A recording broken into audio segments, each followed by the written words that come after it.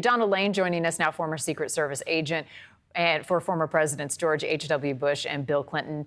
You're inside, so we're safe there.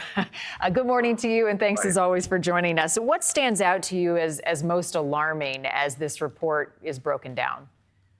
Good morning, Marni. Good to be here, and glad to be inside. Most alarming, I think, is the fact that we still don't have any definitive resolution on the whole thing. Obviously, I don't think we'll ever see the actual internal Secret Service report. As the senator said, a lot of finger pointing here and there. But the bottom line is this was a systemic failure inside the Secret Service and the agency itself. The agency went on September 12th, 2001 from overnight from 20-something protectees to 45, 47 protectees. I can guarantee you that the budget didn't double, neither did the manpower, the resources. And that's cascaded all the way to July 13th of last year. And so those things need to be addressed. I believe now they certainly are going to be addressed, and hopefully we can move forward from this.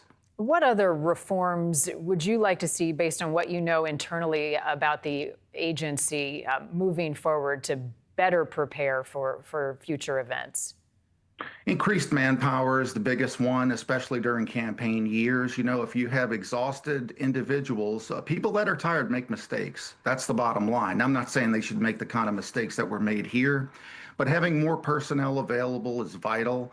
That way you don't get turned down when you're asking for security requests. Nobody that I ever worked with in the Secret Service asked for too much. If anything, we asked for too little, because that's, the nature of the business. I think if security requests are made, they need to be fulfilled.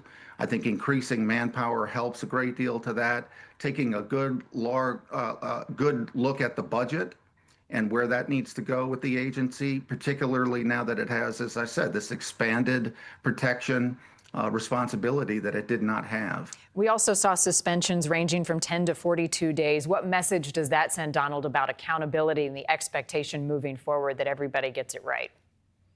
Well, I know some people, you want to see people get fired, you want retribution, all of that. What I can say is the government has, some probably unorthodox to corporate America policies with respect to discipline. Agents get to appeal and employees in general get to appeal. So what you're seeing is the government itself at play with some of the bureaucracy. But the bottom line is, yes, those agents did need to suffer consequences. Whether they suffered enough, who's to say that? I didn't see the internal report. But it is what it is at this point, and we need to move forward and ensure that this never happens again. I'm kind of looking toward the future rather than what can we do. We've done what we can do. We need to move forward. Yeah, time to look ahead. All right, Donald Lane, thank you as always for your time.